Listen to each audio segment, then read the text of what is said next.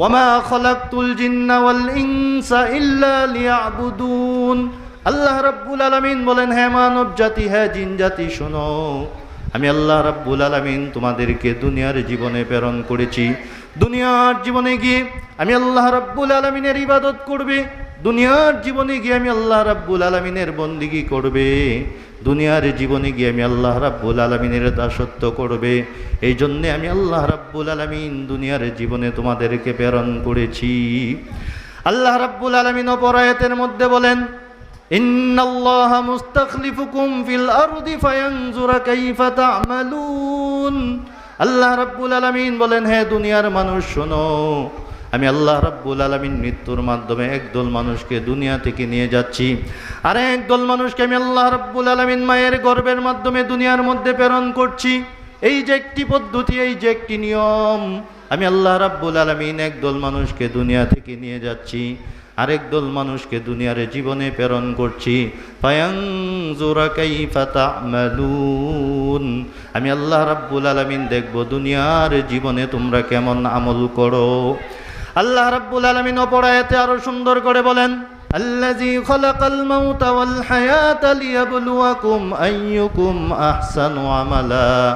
আল্লাহ রাব্বুল আলামিন বলেন, হে দুনিয়ার মানুষ শোনো, আমি আল্লাহ রাব্বুল আলামিন জীবন এবং মরণ সৃষ্টি করেছি, লিয়াবলুয়াকুম আইয়ুকুম আহসানু আমালা। আমি আল্লাহ রাব্বুল আলামিন পরীক্ষা করব দুনিয়ার জীবনে তোমরা কেমন আমল করো। এর মানে হলো আল্লাহ রাব্বুল আলামিন বুঝাতে চান, হে দুনিয়ার মানুষ শোনো, দুনিয়ার জীবনে নাফরমানি করবার জন্য আমি আল্লাহ রাব্বুল আলামিন তোমাদেরকে প্রেরণ করি নাই। দুনিয়ার জীবনে গিয়ে গুনার কাজের মধ্যে নিমজ্জিত হইবা, এই জন্য দুনিয়ার মধ্যে প্রেরণ করি নাই। দুনিয়ার জীবনে গিয়ে অশ্লীল কাজের মধ্যে নিমজ্জিত হবে, এই জন্য তোমাদেরকে প্রেরণ করি নাই। আমি আল্লাহ রাব্বুল আলামিন তোমাদেরকে প্রেরণ করেছি দুনিয়ার জীবনে গিয়ে আমি আল্লাহ রাব্বুল আলামিনের ইবাদত করবে, দুনিয়ার জীবনে গিয়ে আমি আল্লাহ রাব্বুল আলামিনের আনুগত্য করবে, দুনিয়ার জীবনে গিয়ে আমি আল্লাহ রাব্বুল আলামিনের দাসত্ব করবে। আল্লাহ রাব্বুল আলামিন হাদিসে কুদসির মধ্যে আরো সুন্দর করে বলেন, ইন্নাদ দুনিয়া খুলিকাত লাকুম ওয়া খুলিকতুম লিল আখিরাহ। আল্লাহ রাব্বুল আলামিন বলেন, হে মানব জাতি ভালো করে শোনো, আমি আল্লাহ রাব্বুল আলামিন সমস্ত মাখলুকাতগুলোকে সৃষ্টি করেছি তোমাদের সেবা দেওয়ার জন্যে, আর তোমরা মানব জাতিকে আমি আল্লাহ রাব্বুল আলামিন সৃষ্টি করেছি একমাত্র আমি আল্লাহ রাব্বুল আলামিনের ইবাদত করবার জন্যে। এর মানে আল্লাহ রাব্বুল আলামিন বুঝাতে চান, হে মানব জাতি শোনো, আমি আল্লাহ রাব্বুল আলামিন আকাশ সৃষ্টি করেছি তোমাদের সেবা দেওয়ার জন্যে, আমি আল্লাহ রাব্বুল আলামিন জমিন সৃষ্টি করেছি তোমাদের সেবা দেওয়ার জন্যে, আমি আল্লাহ রাব্বুল আলামিন চন্দ্র সূর্য গাছপালা তরুলতা সৃষ্টি করেছি তোমাদের সেবা দেওয়ার জন্যে, তোমাদের খেদমত করবার জন্যে। আর তোমরা মানব জাতিকে আমি আল্লাহ রাব্বুল আলামিন স্পেশালভাবে সৃষ্টি করেছি একমাত্র আমি আল্লাহ রাব্বুল আলামিনের ইবাদত করবার জন্যে।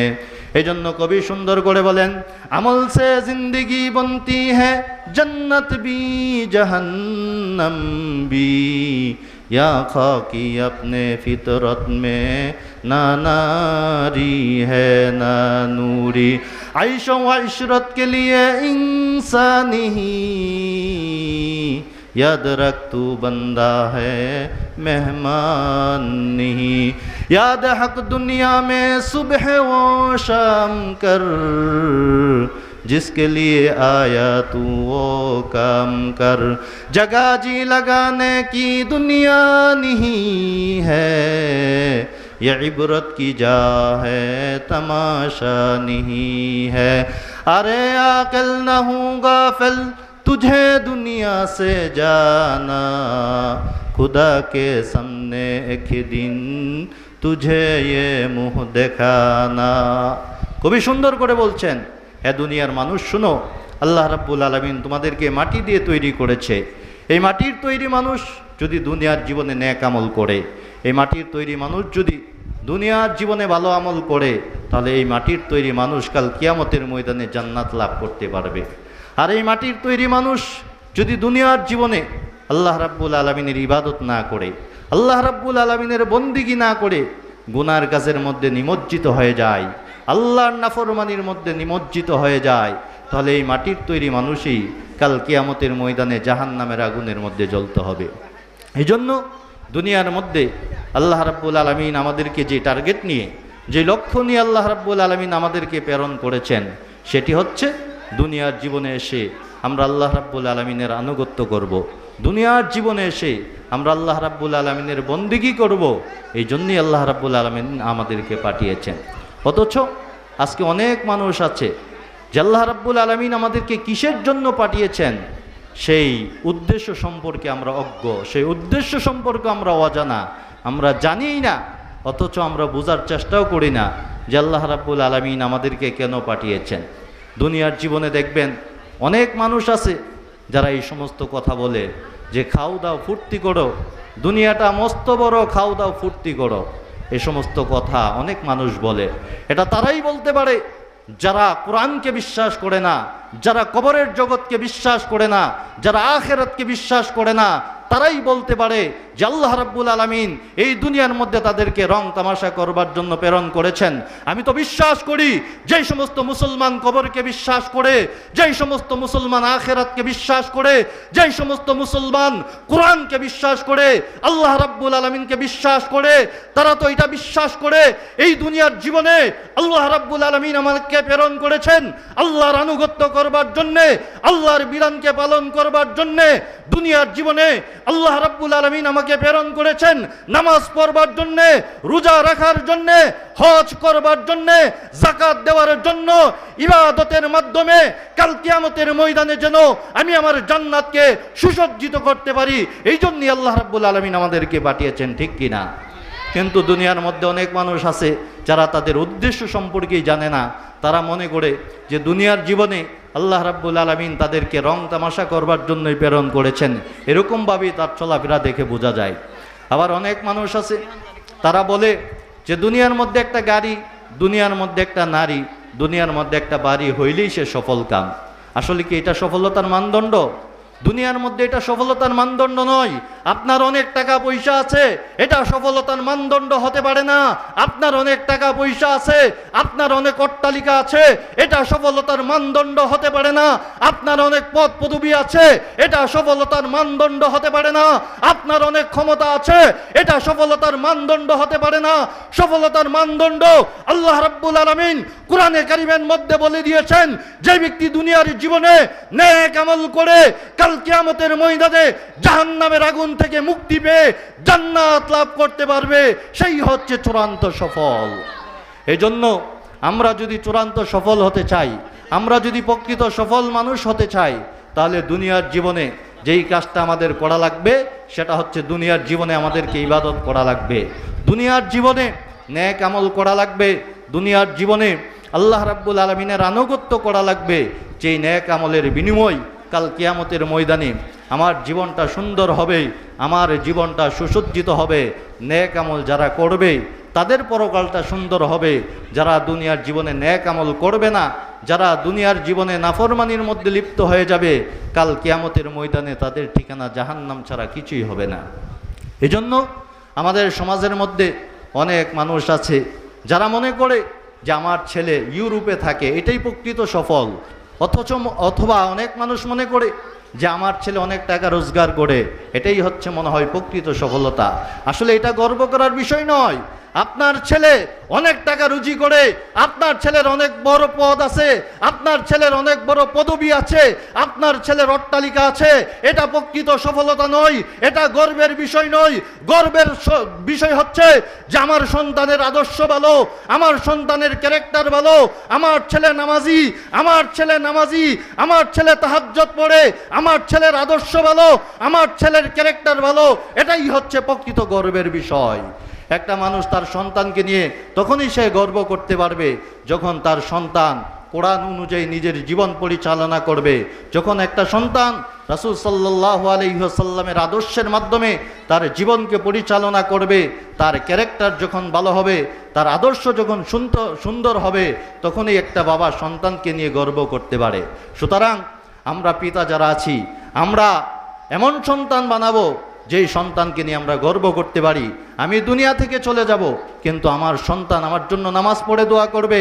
আমি দুনিয়া থেকে চলে যাব, আমার সন্তান আমার জন্য কোরআন তেলাওয়াত করে দোয়া করবে। আমি দুনিয়া থেকে চলে যাব, কিন্তু আমার সন্তান আমার জন্য ইবাদত করবে। এমন সন্তান রেখে যাওয়ার প্রয়োজন। কারণ হাদিস শরীফের মধ্যে এসেছে, আল্লাহ রাসূল সাল্লাল্লাহু আলাইহি ওয়াসাল্লাম ফরমান, ইজা মাতাল ইনসানু ইনকাতা আনহু আমালুহু ইল্লা মিন সালাসা।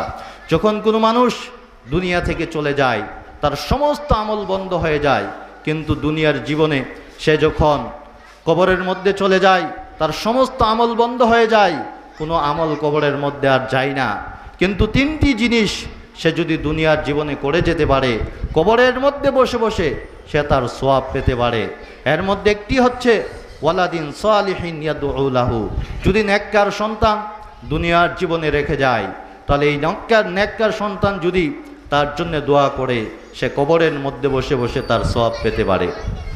সাদাকাতিন জারিয়া, এমন সদকা করেছে যেটা জারি আছে, আল্লাহ রাস্তায় দান করেছে, আল্লাহর রাস্তায় সদকা করেছে, মসজিদের মধ্যে দান করেছেন, মাদ্রাসার মধ্যে দান করেছেন, অথবা সামাজিক উন্নয়ন কাজের মধ্যে আপনি দান করেছেন, মানুষের দ্বারা উপকৃত হয়েছে। এরকম দান যদি আপনি করে যেতে পারেন, তাহলে কবরের মধ্যে বসে বসে তার সওয়াব পাবেন। আও ইলমিন ইউনতাফাউ বিহি, অথবা এমন এলেম যদি আপনি রেখে যেতে পারেন যে এলেম দ্বারা মানুষ উপকৃত হয়েছে, তাহলে যত মানুষ উপকৃত হবে তার একটি সওয়াব আপনি কবরের মধ্যে বসে বসে পাবেন। সুতরাং এমন সন্তান রেখে যাওয়ার প্রয়োজন, যেই সন্তান আপনার জন্য দোয়া করবে, যেই সন্তান আপনার জন্য নামাজ পড়বে, যেই সন্তান আপনার জন্য আল্লাহ রাব্বুল আলামিনের কাছে কান্নাকাটি করবে। কিন্তু আফসোসের বিষয় হচ্ছে, আমরা নিজেরাও দিন শিখি না, আমাদের সন্তানদেরকেও দিন শিখার জন্য উদ্বুদ্ধ করি না। এমন অনেক সন্তান আছে, মা বাবার জানাজা পড়তে যায়, কিন্তু কিভাবে জানাজা পড়তে হয়, জানাজার কি দোয়া পড়তে হয়, সন্তান সেটা জানে না। জানাজার নামাজ পড়তে গিয়ে ঈদের নামাজ পড়ে এসে পড়ে। এরকম সন্তান আছে না নাই? এরকম সন্তান অনেক আছে। এজন্য আপনি সন্তানের জন্য এত কিছু করে যাচ্ছেন, কিন্তু আপনার সন্তান মৃত্যুর সময় আপনার জানাজাটাও পড়তে পারলো না, সঠিকভাবে আপনার জন্য দোয়াও করতে পারলো না। তো এই সন্তান রেখে যাওয়ার অর্থ কি? সুতরাং সন্তানকে আপনি রেখে যাবেন, সন্তান যেন আদর্শবান হয়, সন্তান যেন চরিত্রবান হয়, সন্তান যেন আল্লাহওয়ালা হয়, সন্তান যেন দুনিয়ার মধ্যে ইবাদত বন্দেগীর মাধ্যমে তার জীবনটাকে অতিবাহিত করে তার জীবনটাকে সুন্দর করতে পারে। এরকম সন্তান রেখে যাওয়া উচিত। এজন্য আল্লাহ রাসূল সাল্লাল্লাহু আলাইহি ওয়াসাল্লাম ফরমান, আল কাইয়িসু মান দানা নাফসাহু ওয়া আমিলা লিমা বাদাল মাউত ওয়াল আজিজু মান আতবা নাফসাহু হাওয়াহা ওয়া তামান্না আলাল্লাহ। আল্লাহ রাসূল সাল্লাল্লাহু আলাইহি ওয়াসাল্লাম বলেন, হে আমার উম্মত শুনো, সবচাইতে বুদ্ধিমান হচ্ছে ওই ব্যক্তি যে ব্যক্তি দুনিয়ার জীবনে নিজের হিসাব করে, যে আমার জীবন থেকে একটা সপ্তাহ চলে গেল, আমি কতখানি নেক কাজ করলাম। আমার জীবন থেকে একটা মাস চলে গেল, আমি কতখানি নেক কাজ করলাম। আমার জীবন থেকে তো একটা বছর চলে গেল, আমি আখিরাতের জন্য কি করলাম। এরকম চিন্তা যারা দুনিয়ার জীবনে করে, আল্লাহ রাসূল সাল্লাল্লাহু আলাইহি ওয়াসাল্লাম বলেন, তারাই হচ্ছে প্রকৃত বুদ্ধিমান। ওয়াল আজিজু মান আতবা নাফসাহু হাওয়াহা ওয়া তামান্না আলাল্লাহ। আল্লাহ রাসূল সাল্লাল্লাহু আলাইহি ওয়াসাল্লাম বলেন, নির্বুধ হচ্ছে ওই ব্যক্তি, বোকা হচ্ছে ওই ব্যক্তি যে ব্যক্তি নফসের প্ররোচনা অনুযায়ী, প্রবৃত্তির অনুযায়ী, অর্থাৎ নফস যেটা চেয়েছে সেইটাই করে। এরকম ব্যক্তি হচ্ছে সবচাইতে বেশি নির্বুধ, সবচাইতে বেশি বোকা। এজন্যই সাহাবাই কেরাম আল্লাহ রাসূল সাল্লাল্লাহু আলাইহি ওয়াসাল্লামকে প্রশ্ন করলেন, মানিল আকিয়াস ইয়া রাসূলুল্লাহ, ওগো আল্লাহর রাসূল, আমরা আপনার কাছ থেকে জানতে চাই, কারা সবচাইতে বুদ্ধিমান, কারা সবচাইতে বেশি জ্ঞানী। আল্লাহ রাসূল সাল্লাল্লাহু আলাইহি ওয়াসাল্লাম বললেন, আকসারুহুম লিল মাউতি যিকরা, যারা দুনিয়ার জীবনে বেশি বেশি মৃত্যুর কথা স্মরণ করে, ও আহসানুহুম লিমা বাদাহু ইস্তিদাদান, দুনিয়ার পরে আখিরাতের একটা জীবন আছে, ওই জীবনের জন্য যারা দুনিয়ার জীবনে নেক আমল করে তারাই হচ্ছে সবচেয়ে বুদ্ধিমান। এজন্য আল্লাহ রাসূল সাল্লাল্লাহু আলাইহি ওয়াসাল্লাম যাদেরকে বুদ্ধিমান বলেছেন তারাই প্রকৃত বুদ্ধিমান। আমরা দুনিয়ার মধ্যে কাদেরকে বুদ্ধিমান মনে করি? যারা মানুষকে ধোঁকা দিতে পারে, যারা মানুষের সঙ্গে মিথ্যা কথা বলতে পারে, যারা মানুষের সাথে ধোঁকা দেয়, প্রতারণা করে, আমরা তাদেরকে পণ্ডিত মনে করি অথবা আমরা তাদেরকে বুদ্ধিমান মনে করি। অথচ তারা কিন্তু প্রকৃত বুদ্ধিমান নয়। প্রকৃত বুদ্ধিমান আল্লাহ রাসূল সাল্লাল্লাহু আলাইহি সাল্লাম যেটা বলেছেন সেটাই, যারা দুনিয়ার জীবনে নেক আমল করবে, যারা দুনিয়ার জীবনে ভালো আমল করবে, যারা দুনিয়ার জীবনে আল্লাহর বিধান অনুযায়ী নিজের জীবনকে পরিচালনা করবে, যারা দুনিয়ার জীবনে আল্লাহ রাসূল সাল্লাল্লাহু আলাইহি ওয়াসাল্লামের দেখানো পথ অনুযায়ী যারা তাদের জীবনকে পরিচালনা করবে, আল্লাহ রাসূল সাল্লাল্লাহু আলাইহি ওয়াসাল্লাম বলেন তারাই হচ্ছে সবচেয়ে বুদ্ধিমান। এজন্য আমরা যদি বুদ্ধিমান হতে চাই, আমরা যদি দুনিয়া এবং আখিরাতের সফলতা অর্জন করতে চাই, তাহলে আমাদের জন্য যে জিনিসটা সবচেয়ে বেশি প্রয়োজন সেটা হচ্ছে দুনিয়ার জীবনে নেক আমল করতে হবে। দুনিয়ার জীবনে নেক আমল অনেক আছে, এর মধ্যে সবচেয়ে গুরুত্বপূর্ণ একটি আমলের নাম হচ্ছে নামাজ। আল্লাহ রাসূল সাল্লাল্লাহু আলাইহি ওয়াসাল্লাম কে আল্লাহ রাব্বুল আলামিন যত বিধান দিয়েছেন, সমস্ত বিধান আল্লাহ রাব্বুল আলামিন জিবরাইল আলাইহিস সালামের মাধ্যমে দিয়েছেন। কিন্তু একটি বিধান, এটি হচ্ছে ব্যতিক্রম, আল্লাহ রাব্বুল আলামিন জিবরাইল আলাইহিস সালামের মাধ্যমে দেন নাই, বরং আল্লাহ রাসূল সাল্লাল্লাহু আলাইহি ওয়াসাল্লামকে মেরাজের রাত্রিতে আল্লাহ রাব্বুল আলামিনের কাছে নিয়ে সরাসরি যেই বিধানটা দিয়েছেন সেই বিধানটার নাম হচ্ছে নামাজ। আপনারা অবগত আছেন, আল্লাহ রাসূল সাল্লাল্লাহু আলাইহি ওয়াসাল্লাম মেরাজের রাত্রিতে আল্লাহ রাব্বুল আলামিন রাসূল সাল্লাল্লাহু আলাইহি ওয়াসাল্লামকে 50 ওয়াক্ত নামাজ দিয়েছিলেন। আল্লাহ রাসূল সাল্লাল্লাহু আলাইহি ওয়াসাল্লাম যখন এই বিধানগুলো নিয়ে আসতেছিলেন, ষষ্ঠ আকাশে মূসা আলাইহিস সালামের সঙ্গে সাক্ষাৎ। মূসা আলাইহিস সালাম জিজ্ঞেস করলেন যে আল্লাহ রাব্বুল আলামিন আপনাকে কি দিয়েছেন?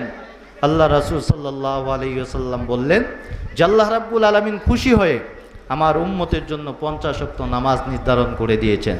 তো মূসা আলাইহিস সালাম বললেন যে আপনার উম্মত এই 50 ওয়াক্ত নামাজ আদায় করতে পারবে না, আপনি কিছু কমিয়ে নিয়ে আসেন। আল্লাহ রাসূল সাল্লাল্লাহু আলাইহি সাল্লাম কমাতে কমাতে যখন 5 ওয়াক্ত নামাজ নিয়ে আসতেছিলেন, মূসা আলাইহিস সালামের সঙ্গে আবার সাক্ষাৎ। তো মূসা আলাইহিস সালাম জিজ্ঞেস করলেন কয় ওয়াক্ত নামাজ নিয়ে যাচ্ছেন? তো আল্লাহ রাসূল সাল্লাল্লাহু আলাইহি সাল্লাম বললেন 5 ওয়াক্ত নামাজ নিয়ে যাচ্ছি। তো মূসা আলাইহিস সালাম বললেন হয়তো ভাই 5 ওয়াক্ত নামাজও আপনার উম্মতেরা সঠিকভাবে আদায় করতে পারবে না, আপনি কিছু কমিয়ে নিয়ে আসেন।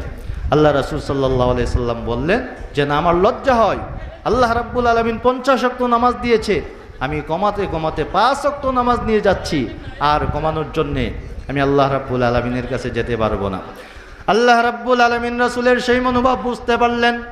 আল্লাহ রাব্বুল আলামিন ঘোষণা করলেন লা ইউবাদদালুল কাউলু লাদাইয়া। আল্লাহ রাব্বুল আলামিন বললেন হে নবী ভালো করে শুনে নেন, আমি আল্লাহ রাব্বুল আলামিন যেটা বলি সেটাই হয়। আমি আল্লাহ রাব্বুল আলামিনের কথার মধ্যে কোনো পরিবর্তন হয় না।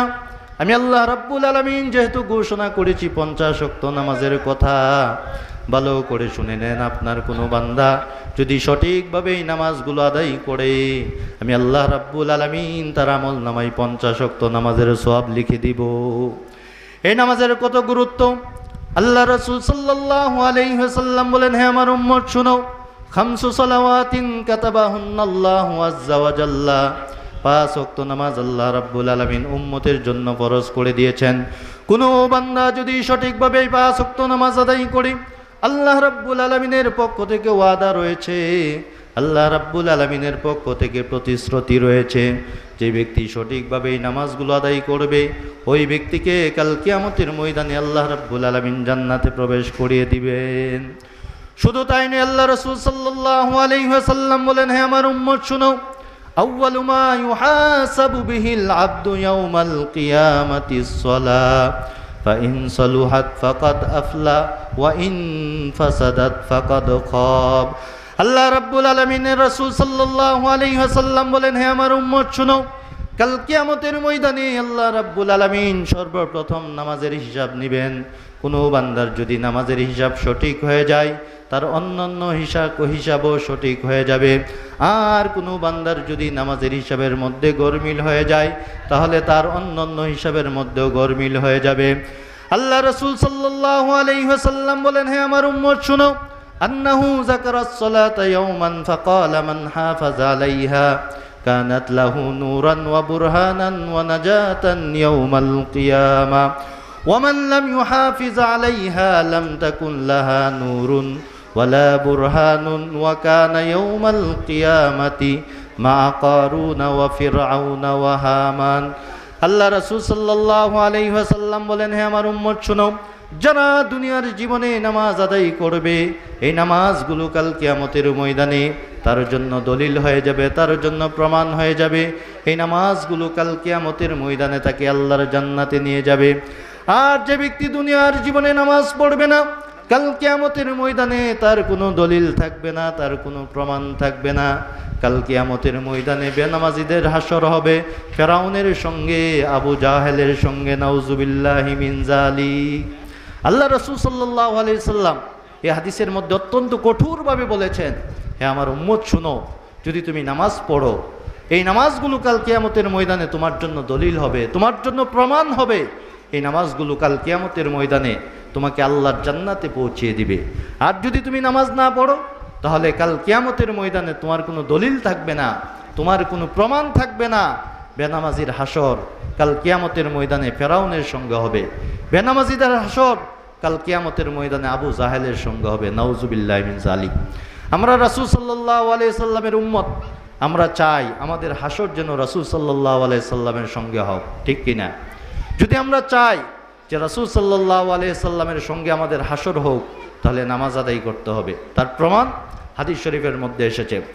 আল্লাহর নবীর সাহাবী হযরত উতবা ইবনে রাবিয়া রাদিয়াল্লাহু তাআলা আনহু আল্লাহর নবীর কাছে গিয়ে বললেন, ইয়া রাসূলুল্লাহ, ইয়া হাবিবাল্লাহ, আপনি আমার জন্য দোয়া করেন যেন কাল কিয়ামতের ময়দানে আপনার সঙ্গে আমি জান্নাতে থাকতে পারি। আল্লাহর নবী বললেন, হে আমার সাহাবী শোনো, আমি তোমার জন্য দোয়া করতে পারি, তবে একটি শর্ত, দুনিয়ার জীবনে তুমি 5 ওয়াক্ত নামাজ আদায় করবে। যদি দুনিয়ার জীবনে তুমি সঠিকভাবে নামাজ আদায় করতে পারো, কাল কিয়ামতের ময়দানে আমি রাসূলের সঙ্গে তুমি জান্নাতে থাকবে। সুবহানাল্লাহ বলবেন না? আল্লাহ রাসূল সাল্লাল্লাহু আলাইহি সাল্লামের সঙ্গে যদি আমরা জান্নাতে থাকতে চাই, তাহলে নামাজ পড়া লাগবে। নামাজের কোনো বিকল্প নাই। নামাজ হচ্ছে এমন ইবাদত, যে ইবাদতের মাধ্যমে বান্দা আল্লাহ রাব্বুল আলামিনের মাহবুব হয়ে যায়, বান্দা আল্লাহ রাব্বুল আলামিনের প্রিয় হয়ে যায়। এক হাদিসের মধ্যে এসেছে, আল্লাহ রাসূল সাল্লাল্লাহু আলাইহি ওয়াসাল্লাম ফরমান, বাইনাল আবদি ওয়াল কুফরি তারকুস সালাহ। নামাজ হচ্ছে এমন গুরুত্বপূর্ণ ইবাদত যে একজন কাফের আরেকজন মুসলমানদের মধ্যে পার্থক্যই হচ্ছে নামাজ। মুসলমান নামাজ পড়ে, যে ব্যক্তি কাফের সে নামাজ আদায় করে না। আর এক হাদিসের মধ্যে এসেছে, আল্লাহ রাসূল সাল্লাল্লাহু আলাইহি ওয়াসাল্লাম ফরমান, মান আকামাস সালাতা ফাকাদ আকামাদ-দ্বীন ওয়া মান তারাকাস সালাতা ফাকাদ হাদামাদ-দ্বীন। আল্লাহ রাসূল সাল্লাল্লাহু আলাইহি ওয়াসাল্লাম ফরমান, হে আমার উম্মত শুনো, যে ব্যক্তি নামাজ প্রতিষ্ঠা করলো সে যেন দ্বীনকে প্রতিষ্ঠা করলো, আর যে ব্যক্তি নামাজ ছেড়ে দিল সে যেন দ্বীনকে ধ্বংস করে দিল। নাউজুবিল্লাহি মিন যালিক। এবার আপনি চিন্তা করে দেখেন, আপনি যদি নামাজি হন, আপনি যদি নামাজ পড়েন, বুঝতে হবে আপনি দ্বীনের সহযোগিতা করছেন, দ্বীনের সহযোগিতা করছেন। আর যদি নামাজ ছেড়ে দেন, তাহলে বুঝতে হবে আপনার মাধ্যমে দ্বীন ধ্বংস হচ্ছে। এজন্য আল্লাহ রাসূল সাল্লাল্লাহু আলাইহি ওয়াসাল্লাম ফরমান, সাবআতুন ইউজিল্লুহুমুল্লাহু ফি জিল্লিহি ইয়াওমা লা জিল্লা ইল্লা জিল্লুহ। কাল কিয়ামতের ময়দানে যেদিন আল্লাহ রাব্বুল আলামিনের আরশের ছায়া ছাড়া কোনো ছায়া থাকবে না, যেদিন মা সন্তানকে চিনবে না, যেদিন বাবা সন্তানকে চিনবে না, কোনো আত্মীয় স্বজনকে চিনবে না, সেই কঠিন ময়দানে মাহশরের মধ্যে আল্লাহ রাব্বুল আলামিনের আরশের ছায়ার নিচে যে 7 ধরনের ব্যক্তি জায়গা পাবে, তার মধ্যে এক ধরনের ব্যক্তি হচ্ছে রাজুলুন কলবুহু মুআল্লাকুন ফিল মাসাজিদ। ওই সমস্ত মানুষ যারা দুনিয়ার জীবনে নামাজ পড়েছে এবং নামাজের অপেক্ষায় থাকে যে আমি জোহরের নামাজ পড়লাম, কোন সময় আসরের নামাজের সময় আসবে, আমি আসরের নামাজ পড়ব। মাগরিবের নামাজ পড়েছে, সে অপেক্ষায় থাকে কোন সময় এশারের নামাজ হবে, আমি এশারের নামাজ আদায় করব। এরকম যারা দুনিয়ার জীবনে নামাজের অপেক্ষায় থাকে, আল্লাহ রাসূল সাল্লাল্লাহু আলাইহি ওয়াসাল্লাম ফরমান, কাল কিয়ামতের ময়দানে আল্লাহ রাব্বুল আলামিন তাদেরকে আরশের ছায়ার নিচে জায়গা দান করবেন। সুবহানাল্লাহ। আর এক হাদিসের মধ্যে এসেছে, আল্লাহ রাসূল সাল্লাল্লাহু আলাইহি সাল্লাম উম্মতদেরকে বুঝাতে গিয়ে বলেছেন, হে আমার উম্মত শোনো, নামাজ কত গুরুত্বপূর্ণ ইবাদত। ইন্নামা মাউজিউস সালাতি মিনাদ-দীনি কা মাউজি রাসি মিনাল জাসাদ। নামাজের গুরুত্ব হচ্ছে এমন যেরকম বডির মধ্যে মাথা। এর মানে হচ্ছে কোনো মানুষের বডি আছে কিন্তু তার মাথা নাই, ওই বডির কোনো দাম আছে? ওই বডির কোনো যেরকম দাম নাই, ঠিক তেমনিভাবে যে ব্যক্তি নিজেকে মুসলমান দাবি করে, নিজেকে মুসলিম দাবি করে, কিন্তু নামাজ আদায় করে না, আল্লাহ রাসূল সাল্লাল্লাহু আলাইহি ওয়াসাল্লাম ফরমান, ওই মুসলমান, ওই মুমেন যে ব্যক্তি দাবি করে, তার মুমেন এবং মুসলমানেরও আল্লাহ রাব্বুল আলামিনের কাছে কোনো দাম নাই। এজন্য আমরা যদি দামি মুসলমান হতে চাই, আমরা যদি দামি মুমেন হতে চাই, তাহলে আমাদেরকে নামাজ আদায় করা লাগবে। নামাজ কেমন ইবাদত? আল্লাহ রাসূল সাল্লাল্লাহু আলাইহি ওয়াসাল্লাম ফরমান যে নামাজ হচ্ছে এমন গুরুত্বপূর্ণ ইবাদত, কোনো বান্দা যদি সঠিকভাবে এই নামাজগুলো আদায় করে আল্লাহ রাব্বুল আলামিন এই নামাজের মাধ্যমে তার গুনাহগুলোকে মাফ করে দেন। সুবহানাল্লাহ। আল্লাহর নবী বিশ্বনবী মুহাম্মদ সাল্লাল্লাহু আলাইহি ওয়াসাল্লাম ফরমান, হে আমার উম্মত শুনো, ইন্নাল আবদাল মুসলিমা লিউসাল্লি সালাতা ইউরিদু বিহা ওয়াজহাল্লাহ ফাতাহাফাত আনহু যুনুবুহু কামা তাহাফাত হাযাল ওয়ারাকু আন হাযিহি শাজারা। আল্লাহর নবী বলেন, হে আমার উম্মত শুনো, কোনো ব্যক্তি যদি আল্লাহ রাব্বুল আলামিনকে সন্তুষ্ট করবার জন্য নামাজ আদায় করে, তাহলে গাছ থেকে যেরকম পাতাগুলো শীতের মৌসুমে ঝরে যায়, কোনো বান্দা যদি আল্লাহ রাব্বুল আলামিনকে খুশি করার জন্য নামাজ আদায় করে, ওই বান্দার শরীরে থেকে ওই রকমভাবে গুনাহগুলো ঝরে যায়। আল্লাহ নবী বিশ্বনবী মুহাম্মদ সাল্লাল্লাহু আলাইহি ওয়াসাল্লাম সাহাবায়ে কেরামদেরকে লক্ষ্য করে বললেন, লাউ আন্না নাহরান ফি বাবি আহাদিকুম ইয়াক্তাসিলু ফিহি কুল্লা ইয়াউমিন খামসা হাল ইয়াবকা মিন দারানিহি শাই ক্বালু লা ইয়াবকা মিন দারানিহি শাই ক্বালা ফাযালিকা মাসালুস সালাওয়াতিল খামস ইয়ামহুল্লাহু বিহিন্নাল খাতায়া। আল্লাহর নবী সাহাবায়ে কেরামদেরকে লক্ষ্য করে বললেন, হে আমার সাহাবারা, তোমাদের বাড়ির পাশে যদি কারো পুকুর থাকে আর সেই পুকুরের মধ্যে যদি কেউ দৈনিক 5 বার গোসল করে, তার শরীরে ময়লা থাকবে নাকি? সাহাবায়ে কেরাম বললেন, ইয়া রাসূলুল্লাহ, ইয়া হাবিবাল্লাহ, দৈনিক কেউ যদি 5 বার গোসল করে তার শরীরে তো ময়লা থাকে না। আল্লাহর নবী বললেন, হে আমার উম্মত শুনো, কেউ যদি দৈনিক 5 বার সঠিকভাবে নামাজ আদায় করে, এই নামাজ আদায়ের কারণে তার শরীরের মধ্যে কোনো গুনাহ থাকে না। এই নামাজ আদায় করার কারণে আল্লাহ রাব্বুল আলামিন তার গুনাহগুলোকে মাফ করে দেন। এই নামাজ কেমন ইবাদত? আপনার আমার নবী বিশ্বনবী মুহাম্মদ সাল্লাল্লাহু আলাইহি ওয়াসাল্লাম বলেন, হে আমার উম্মত শোনো, মান সাল্লা 40 ইয়াওমান ফিত তাকবীরাতিল উলা কুতিবা লাহু বারাআতুম মিনান নারি ওয়া বারাআতুম মিনান নিফাক। আল্লাহর নবী বলেন, হে আমার উম্মত শোনো, কেউ যদি 40 দিন তাকবীরুলার সঙ্গে নামাজ আদায় করে, এই নামাজ আদায় করার কারণে আল্লাহ রাব্বুল আলামিন তাকে 2টি পুরস্কার দান করেন। 1 নম্বর পুরস্কার হলো এই 5 ওয়াক্ত নামাজ সঠিকভাবে আদায় করার কারণে আল্লাহ রাব্বুল আলামিন মুনাফিকের লিস্টি থেকে তার নাম কেটে দেয়। 2 নম্বর পুরস্কার হলো দুনিয়ার জীবনে নামাজ আদায় করার কারণে আল্লাহ রাব্বুল আলামিন কাল কিয়ামতের ময়দানে আল্লাহ রাব্বুল আলামিন তার লিস্টে, জাহান্নামের লিস্টি থেকে তার নাম কেটে দেয়। সুবহানাল্লাহ। 40 দিন যদি কোনো ব্যক্তি তাকবীরুল্লাহর সঙ্গে নামাজ আদায় করে, আল্লাহ রাসূল সাল্লাল্লাহু আলাইহি ওয়াসাল্লাম বললেন, প্রথম পুরস্কার হলো যে 40 দিন তাকবীরুল্লাহর সঙ্গে নামাজ আদায় করার কারণে আল্লাহ রাব্বুল আলামিন তাকে জাহান্নামের লিস্টি থেকে নাম কেটে দেয়। সুবহানাল্লাহ, কত বড় পুরস্কার! এজন্য আল্লাহ রাসূল সাল্লাল্লাহু আলাইহি ওয়াসাল্লাম আরেক হাদিসের মধ্যে ফরমান, মান হাফাযা আলাস সালাওয়াত আকরামাহুল্লাহু বিখামসি খিসাল। যে ব্যক্তি দুনিয়ার জীবনে নামাজ আদায় করবে, আল্লাহ রাব্বুল আলামিন দুনিয়া এবং আখিরাতের মধ্যে তাকে 5টি পুরস্কার দান করবেন। 1 নম্বর পুরস্কার হলো ইয়ারফাউ আনহু দাইকাল আইশ। আল্লাহ রাব্বুল আলামিন তার জীবনের সংকীর্ণতাকে দূর করে দিবেন। এই নামাজ আদায় করার মাধ্যমে আল্লাহ রাব্বুল আলামিন তাকে একটি সুখের জীবন দান করবেন, যেই জীবনের মধ্যে থাকবে সুখ, যেই জীবনের মধ্যে থাকবে সমৃদ্ধ, যেই জীবনের মধ্যে থাকবে আনন্দ। এটি হচ্ছে 1 নম্বর পুরস্কার। 2 নম্বর পুরস্কার হলো যে ব্যক্তি দুনিয়ার জীবনে নামাজ আদায় করবে সঠিকভাবে, ওয়া আযাবাল কবরি, আল্লাহ রাব্বুল আলামিন তার কবরের আযাব মাফ করে দিবেন। সুবহানাল্লাহ। কবরের আযাব হচ্ছে এমন যে আল্লাহ রাসূল সাল্লাল্লাহু আলাইহি ওয়াসাল্লাম সব সময় আল্লাহ রাব্বুল আলামিনের কাছে পানা চাইতেন, আল্লাহুম্মা ইন্নী আউযু বিকা মিন আযাবিল কবর। হে আল্লাহ, তোমার কাছে আমি কবরের আযাব থেকে পানা চাই। তো আপনি বলুন, যদি আল্লাহ রাসূল সাল্লাল্লাহু আলাইহি ওয়াসাল্লাম কবরের আযাব থেকে আল্লাহ রাব্বুল আলামিনের কাছে পানা চাই, আমাদের পানা চাওয়ার দরকার আছে না নাই? আল্লাহ রাসূল সাল্লাল্লাহু আলাইহি ওয়াসাল্লাম ফরমান, আল কবরু রাউদাতুম মিন রিয়াদিল জান্নাহ ওয়া হুফরাতুম মিন হুফারিন নার। হে আমার উম্মত শোনো, এই কবরটা তো হচ্ছে এমন ঘর যে এই কবরটা হয়তো কারোর জন্য জান্নাতের টুকরা হবে, আর না হয়তো কারোর জন্য জাহান্নামের টুকরা হবে।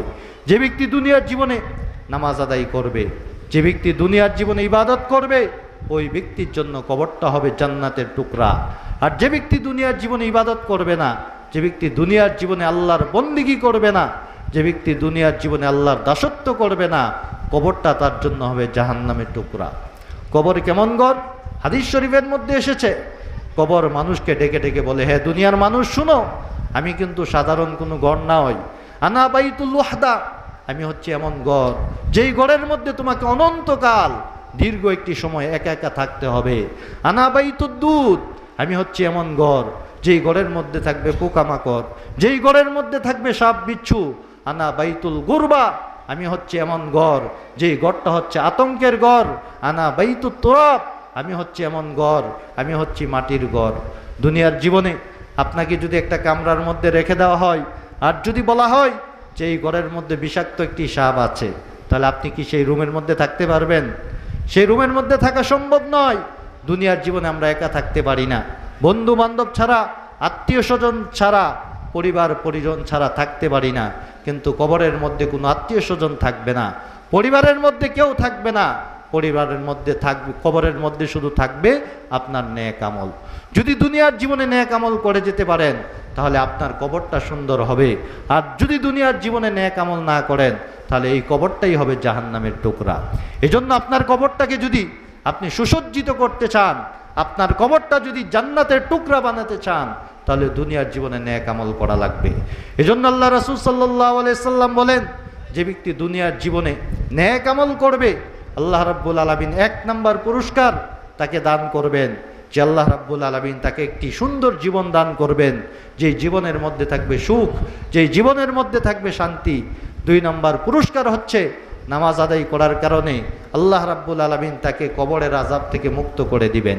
3 নম্বর পুরস্কার হচ্ছে ওয়ুতিহিল্লাহু কিতাবাহু বিয়ামিনি, কাল কিয়ামতের ময়দানে যেদিন সমস্ত মানুষ পেরেশান হয়ে যাবে, যেদিন সমস্ত মানুষ অস্থির হয়ে যাবে, ওই দিন আল্লাহ রাব্বুল আলামিন নামাজি ব্যক্তিকে ডান হাতে আমল নামা দিয়ে আল্লাহ রাব্বুল আলামিন তার টেনশন মুক্ত করে দিবেন। 4 নম্বর পুরস্কার হচ্ছে ওয়ুদখিলুল জান্নাতা বিগাইরি হিসাব, যে ব্যক্তি দুনিয়ার জীবনে নামাজ আদায় করবে, আল্লাহ রাব্বুল আলামিন তাকে কাল কিয়ামতের ময়দানে হিসাব ছাড়াই জান্নাতে প্রবেশ করে দিবেন। সুবহানাল্লাহ।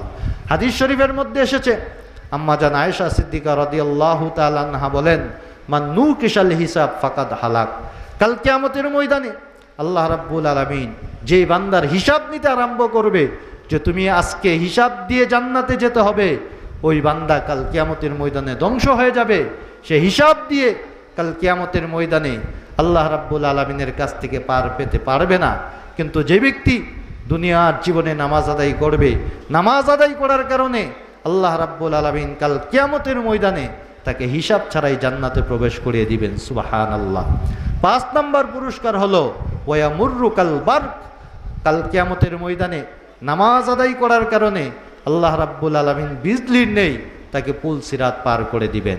সুতরাং দুনিয়া এবং আখিরাতের জীবনে যদি আমরা সফল হতে চাই, দুনিয়া এবং আখিরাতের জীবনে যদি আমরা কল্যাণ লাভ করতে চাই, তাহলে বুদ্ধিমানের কাজ হবে দুনিয়ার জীবনে ইবাদত করা লাগবে, দুনিয়ার জীবনে আমাদেরকে বন্দিগি করা লাগবে। আর বন্দিগির মধ্যে সবচাইতে উত্তম বন্দিগি, উত্তম ইবাদত হচ্ছে নামাজ। এই নামাজ কত গুরুত্বপূর্ণ ইবাদত, আল্লাহ রাসূল সাল্লাল্লাহু আলাইহি ওয়াসাল্লাম ফরমান, আল্লাহ রাসূল সাল্লাল্লাহু আলাইহি ওয়াসাল্লাম শেষ জীবনে যখন অসুস্থ হয়ে গেল, প্রচণ্ড অসুস্থতার কারণে আল্লাহর নবী মসজিদের মধ্যে আসতে পারে না। আল্লাহর নবী বিশ্বনবী মুহাম্মদ সাল্লাল্লাহু আলাইহি ওয়াসাল্লাম একবার হুশ হয় আর একবার বেহুশ হয়।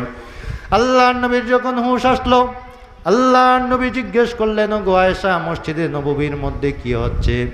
আম্মা জান আয়েশা বললেন, ইয়া রাসূলুল্লাহ, ইয়া হাবিবাল্লাহ, আপনার অসুস্থতার কারণে আমার বাবার ইমামতিতে সাহাবাই কেরামরা নামাজ আদায় করছে। আল্লাহর নবী বললেন, গো আয়েশা, মসজিদে নববীর একটা দরজা খুলে দাও। আম্মা জান আয়েশা যখন মসজিদে নববীর একটা দরজা খুলে দিলেন, আল্লাহর নবী আয়েশার কাঁধে ভর করে নামাজের দৃশ্যটাকে কতক্ষণ দেখলেন। দেখার পরে আল্লাহর নবী আবার বিছানার মধ্যে শুয়ে গেলেন। আম্মা জান আয়েশা বলেন, আমি লক্ষ্য করে দেখি আল্লাহর নবী জর জর করে পানি ছাড়ছে। আমি জিজ্ঞেস করলাম, ইয়া রাসূলুল্লাহ, ইয়া হাবিবাল্লাহ, আপনার কি হয়েছে? নামাজের দৃশ্য দেখে আপনি কাঁদছেন কেন? আপনার চোখে পানি কেন? আল্লাহর নবী বললেন, ও আয়েশা, শোনো, যেই নামাজের জামাত কায়েম করার জন্য আমি রাসূল মাতৃভূমি ত্যাগ করেছি, যেই নামাজের জামাত কায়েম করার জন্য আমি উহুদের ময়দানে দান মুবারক শহীদ করেছি